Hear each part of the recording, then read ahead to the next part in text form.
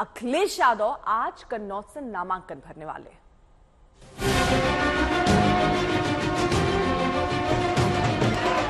सवाल कन्नौज का ऐतिहासिक जीत का है।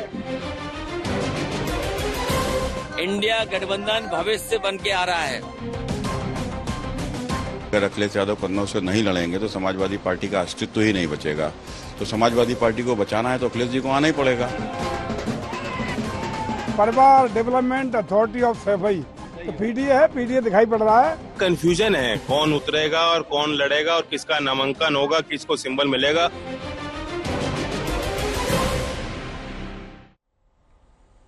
आखिरकार कभी हां और कभी ना करते करते अखिलेश की सुई हां पर आकर रुकी है।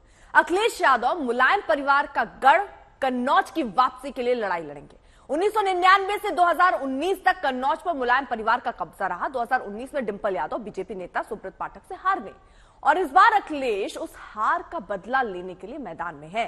अखिलेश के नाम पर कल ही मोहर लगी। मोहर लगते ही पार्टी का संदेश आया, कन्नौज से सांसद अखिलेश आज ही नामांकन करने वाले हैं।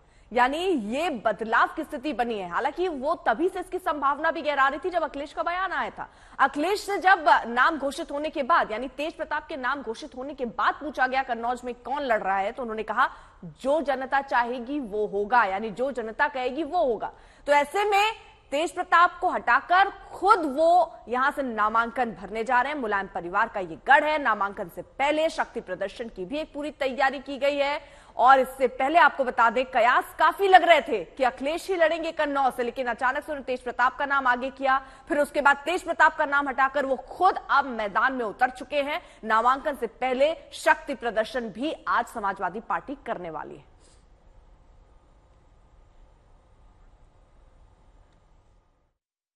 सर, ये जो चुनाव है, आपके बेटे भी चुनाव मैदान में है, किस तरीके का यहाँ का चुनाव आप देख रहे हैं? चुनाव आपने फर्स्ट फेज का भी देखा होगा। वो तो जनता ने मन बना लिया है बीजेपी की तानाशाही सरकार को हटाने के लिए। जिस तरह से ये गवर्नमेंट लोगों को अपनी बात कहने तक की इजाजत नहीं दे रही है, जो संविधान ने हमें मौलिक अधिकार दिया था, freedom of expression, fundamental rights के अंतर्गत है। अगर कोई व्यक्ति समझता है कि गवर्नमेंट की ये पॉलिसी गलत है और वो उसकी आलोचना करता है, उसके खिलाफ भी एफआईआर हो जाती। अब तो सीआरपीसी आईपीसी में ऐसा संशोधन करवा दिया है माननीय गृह मंत्री जी ने कि अगर कोई दरोगा ये समझे कि मैं जो यहाँ कह रहा हूँ वो राष्ट्रीय हित के खिलाफ है, वो समझे, उसका सेटिस्फेक्शन पर्याप्त है, तो हमें देशद्रोह के मुकदमा कायम किया जा सकता है, जिसमें आजीवन कारावास और मृत्यु दंड की सजा भी हो सकती है। जब इस तरह का आतंक पैदा कर दे कोई गवर्नमेंट लोगों के मन में, तो जब लोगों को मौका मिलता है तो उस आतंक को खत्म करने के लिए ही बटन दबाया जाता है। भाई 24 के चुनाव होने वाला। तो आपको लग रहा है कि अभी जितना फर्स्ट फेज का चुनाव हो गया, कल सेकंड फेज का चुनाव है, तो इसमें लोगों की नाराजगी है बीजेपी की? भारी नाराजगी नहीं, सिंपल नहीं, जबरदस्त नाराजगी है। और 4 जून को ये नाराजगी लोग सारी दुनिया के सामने आ जाएगी। जिस तरह की बातें माननीय प्रधानमंत्री जी करने लगे हैं, वो किसी दुनिया के सबसे बड़े लोकतंत्र के हेड को इस तरह की बातें शोभा नहीं देती। वो उनकी बौखलाहट का प्रतीक है। रण कन्नौज का दिलचस्प हो चला है। अखिलेश यादव अब मैदान में है। हालांकि बीजेपी की तरफ से उम्मीदवार सुब्रत पाठक भी आज नामांकन अपना दाखिल करने वाले हैं और उन्होंने किस तरह बार बार अखिलेश को आमंत्रण भी दिया कि जब तक वो मैदान में नहीं आ रहे, वो मजा नहीं है, वो इंटरेस्ट नहीं ले रहे। क्या कह रहे हैं, जरा सुनिए। मेरी अखिलेश जी को एक नेक सलाह है। मैं उनको लगातार पिछले कई दिनों से मैंने उनको सलाह दिया है कि अखिलेश जी, आपके सिवाय कोई कन्नौज से लड़ने की स्थिति में नहीं है। समाजवादी पार्टी में आपके पास कन्नौज में तो कोई व्यक्ति नहीं है जो लड़ सकता हो लोकसभा। आपके पास सैफई में आपको घमंड था कि वहां से जिसको भेज देंगे उसको जिता लेंगे। तो हमने पहले कहा था आप सैफई से भेजोगे तो भी जमानत जब्त हो जाएगी।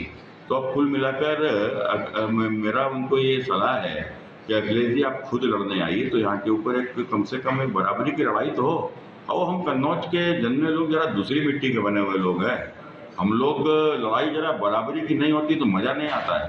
तो लड़ाई हो, बराबरी की हो, तो वो तभी संभव है जब अखिलेश जी लड़ेंगे। नहीं तो कोई भी लड़ेगा उसको जमानत जब्त हो जाएगी। समाजवादी पार्टी का 80% कार्यकर्ता मेरे साथ खड़ा हो जाएगा। असली पीढ़ी यही तो है परिवार डेवलपमेंट अथॉरिटी ऑफ सफाई, यही तो है पीडीए। तो पीडीए है, पीडीए दिखाई पड़ रहा है। बधाई सपा के लोगों को, बधाई अखिलेश जी को बधाई। कुमार अभिषेक हमारे साथ हमारे सहयोगी इस वक्त जुड़ चुके हैं। कुमार अभिषेक, कन्नौज की लड़ाई तो दिलचस्प हो गई है, लेकिन आखिरकार समाजवादी पार्टी इतनी कंफ्यूजन में क्यों दिख रही है? चाहे STSN का केस ले लीजिए, अब अखिलेश यादव को ही ले लीजिए, तेज प्रताप का नाम अनाउंस हो जाता, उसके बाद वो आ रहे हैं मैदान में। ये इतनी कंफ्यूजन किस वजह से? बिल्कुल, लगातार कंफ्यूजन एक के बाद एक चुनावी क्षेत्र में बने रहे। आप बागपत से लेके आप देखें तो नोएडा, मेरठ, बदायूं, अब आखिर में आते आते अखिलेश यादव की अपनी सीट पर भी कंफ्यूजन हो गया। पहले उनके जो भतीजे हैं तेज प्रताप यादव, उनका नाम आया और 2 दिन में ही उनके नाम को हटाकर खुद अखिलेश यादव ने तय कर दिया कि अब वही चुनाव मैदान में है। तो ये कंफ्यूजन तो साफ साफ दिखाई दे रहा है, लेकिन कुछ लोग इसे कंफ्यूजन नहीं स्ट्रेटेजी कह रहे हैं कि किसी और का नाम पहले डाल दो, बीजेपी अपना कैंडिडेट उतार दे, उसके बाद फिर आपने उस सीट को असेस करने के बाद फिर मजबूत कर लो। लेकिन ये स्ट्रेटेजी से कहीं ज्यादा कंफ्यूजन का मामला है, क्योंकि पार्टी के भीतर दावेदारी काफी ज्यादा हुई और ये तय नहीं हो पाया कि आखिर कौन चुनाव लड़ेगा। लेकिन अब लगभग सब सेटल्ड है, कम से कम पहले, दूसरे और तीसरे चरण के चुनाव में, कि कौन उतरने वाला है। अखिलेश यादव का ऐलान कल दिन में हुआ, जब रामगोपाल यादव ने आज तक सूबेत पाठक का नाम तो पहले से ही तय था। जब उन्होंने डिंपल को हराया तब से ही उनके नाम की हम चर्चा रही, न सिर्फ चर्चा, उनको उम्मीदवार भी बना दिया गया। उसके बाद तेज प्रताप का नाम अनाउंस होता है, फिर अखिलेश का आना, इसको स्ट्रेटेजी कहेंगे? नहीं, स्ट्रेटजी के अलावा एक असेसमेंट है। दरअसल पार्टी की तरफ से पार्टी को ये लग गया कि उन्होंने तेज प्रताप यादव को तो उतार दिया, लेकिन तेज प्रताप यादव शायद जीतने की स्थिति में नहीं थे। पार्टी कार्यकर्ताओं का विरोध हो गया और एक रात पहले पार्टी के कार्यकर्ता अखिलेश यादव के पास पहुंचे थे और उन्होंने कहा था कि अगर आप नहीं चुनाव लड़ेंगे तो ये सीट जीतना मुश्किल होगा। एक तरफ से नैतिक दबाव अखिलेश यादव पर था कि वो 2 बार अपने भतीजे को टिकट नहीं दे पाए हैं, चाहे वो मैनपुरी हो या फिर रामपुर हो, जहां से उनकी चर्चा थी। इसलिए उन्होंने पहले ही ऐलान कर दिया था और उसके बाद वाटर टेस्टिंग जिसे कहते हैं वो कर रहे थे कि क्या वो यहां से जीत पाते हैं या नहीं। लेकिन जब उनकी पार्टी के भीतर एक तरीके से ये विरोध हुआ, उसके बाद उन्होंने फैसला लिया, उनकी पार्टी के शीर्ष नेतृत्व ने फैसला ले लिया कि नहीं, अब अखिलेश यादव को ही चुनाव लड़ना होगा। बिल्कुल, और देखिए आज नामांकन भी अखिलेश करने जा रहे हैं, वो तस्वीरें भी आपको दिखाएंगे। बहुत बहुत शुक्रिया कुमार अभिषेक।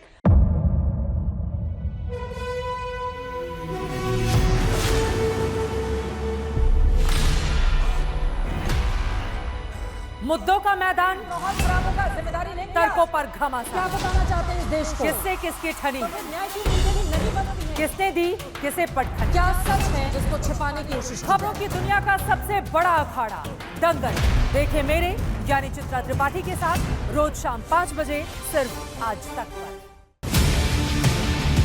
ना पक्ष ना विपक्ष, ना लेफ्ट ना राइट, ना मिर्च ना मसाला, खबरों का बोलबाला, निडर निर्भीक सबसे सटीक स्पेशल रिपोर्ट सिर्फ आज तक पर। एयर रेड के ये सायरन समय समय पर आपको सुनाई देते। शौर्य की, भारत और चीन के बीच साहस की, सभी बाढ़ग्रस्त इलाकों का हवाई सर्वेक्षण किया है। सरोकार की, गाजीपुर में किसान से बातचीत करें। संघर्ष की, कश्मीर को आगे बढ़ना होगा। संयम की, भावनाएं भड़की या दंगे भड़काए गए, सवालों की, जनता के लिए, जनता के द्वारा, जनता की दस्तक। श्वेता सिंह के साथ सिर्फ आज तक पर।